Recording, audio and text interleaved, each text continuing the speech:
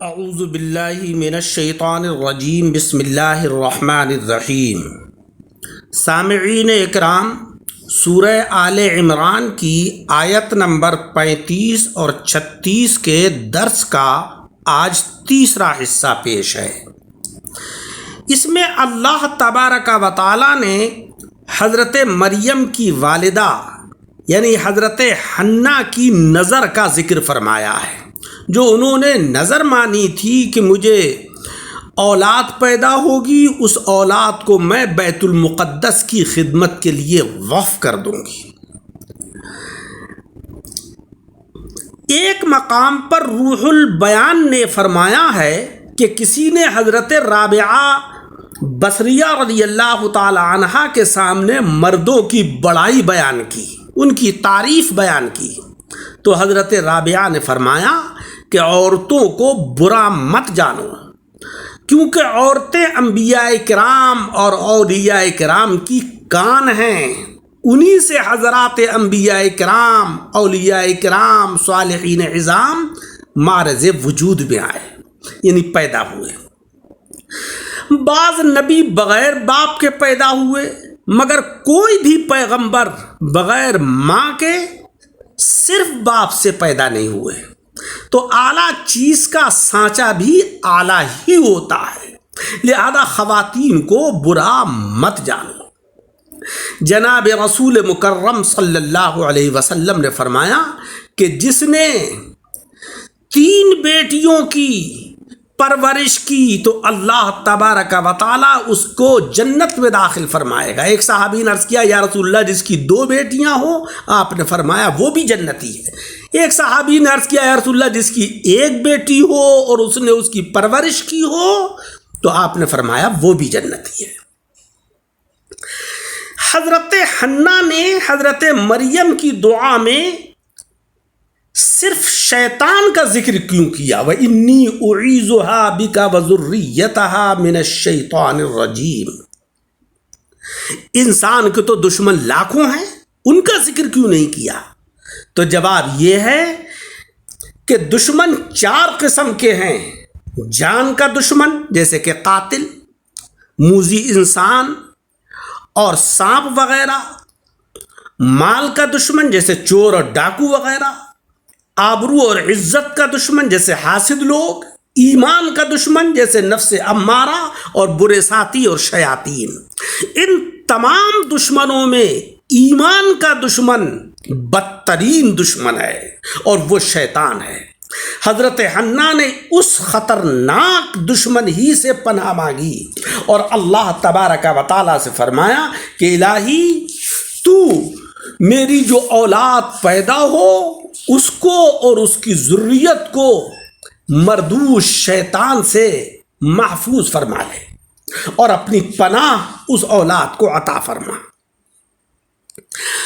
جانی دشمن دیکھتے ہیں، انہیں مار بھی سکتے ہیں، مقابلہ بھی ان کا کر سکتے ہیں، مگر شیطان وہ موذی اور خطرناک دشمن ہے کہ جو نہ دیکھنے میں آتا ہے، نہ ہم سے مار کھاتا ہے، نہ بادشاہ کی جیل اور پھانسی اس پر چل سکتی ہے، سوائے رب کے کرم کے اور کوئی ذریعہ اس سے بچنے کا نہیں ہے۔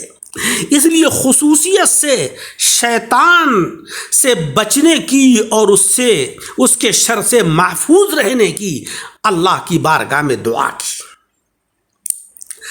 جس طریقے سے غذا کا اولاد پر اثر پڑتا ہے، ایسی ہی نیتوں کا بھی بڑا اثر پڑتا ہے۔ جس کی غذا حلال، طیب اور پاکیزہ ہو اور نفس نورانی ہو، نیت سچی اور حقانی ہو، تو انشاءاللہ اس کی اولاد نیک، صالح بلکہ ولی ہوگی، اور جس کی غذا حرام ہو، نفس ظلمانی اور خبیثہ ہو، نیت فاسدہ ہو، اس کی اولاد فاسق، خبیث بلکہ بدترین ہوگی کہ جس کے اندر ساری برائیاں موجود ہوں گی، کیونکہ نطفہ غذا سے پیدا ہوتا ہے اور نفس سے پرورش پاتا ہے، اس لیے غذا کا اثر وہ نطفہ قبول کرتا ہے۔ لہذا معلوم ہوا کہ ہمیں غذا حلال اور پاکیزہ کھانا چاہیے تاکہ ہمارا خون حلال اور پاکیزہ غذا سے مطہر اور پاکیزہ ہو، اور جب ہمارا خون پاکیزہ ہوگا تو نطفہ بھی پاکیزہ ہوگا، اور جب نطفہ پاکیزہ ہوگا تو اس سے اولاد بھی نیک اور صالح پیدا ہوگی۔ جناب رسول مکرم صلی اللہ علیہ وسلم نے فرمایا الولد سر ابیہ، اولاد باپ کا راز ہے۔ باپ نے کس طریقے سے اپنی زندگی گزاری، حلال رزق کھایا یا حرام، اس کی نیت خیر کی تھی یا شر کی تھی، یہ ساری چیزیں اولاد سے پتہ چل جاتی ہیں۔ حضرت مریم کا صدق اور حضرت عیسیٰ علیہ السلام کا یہ درجہ حضرت عمران کی نیک نیتی اور حضرت حنا کے سچے ارادے کا نتیجہ تھی، کیونکہ اللہ تبارک و تعالیٰ نے ان حضرات کو اپنی بارگاہ کا مقربین بنایا، اور مقربین بارگاہ الہی کے چمن سے جو پھول کھلے گا تو وہ بھی نہایت خوشبودار اور حسین ہوگا۔ ہاں، کبھی ایسا بھی ہوتا ہے کہ خبیثوں کے گھر طیب اولاد اور طیب کے گھر خبیث اولاد ہو جاتی ہے، مگر ایسا بہت کم ہوتا ہے۔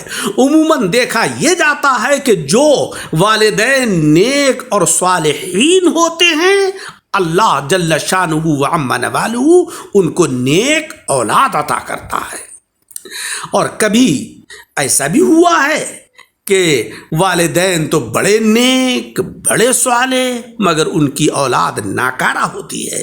یہ اللہ جل شانہ و عم نوالہ کی قدرت ہے اور اسی کے علم میں ہے اس کی حقیقت کا راز۔ نیت کا اثر صرف اولاد پر ہی نہیں پڑتا بلکہ مال، اعمال، کاروبار سب پر پڑتا ہے۔ نیک نیتی سے مال میں برکت ہوتی ہے اور عمل کی قبولیت ہوتی ہے۔ بدنیت کا نہ عمل قبول ہوتا ہے نہ مال مبارک ہوتا ہے۔ عمل سے پہلے نیت کی جائے تاکہ ہمارے اعمال درست ہوں۔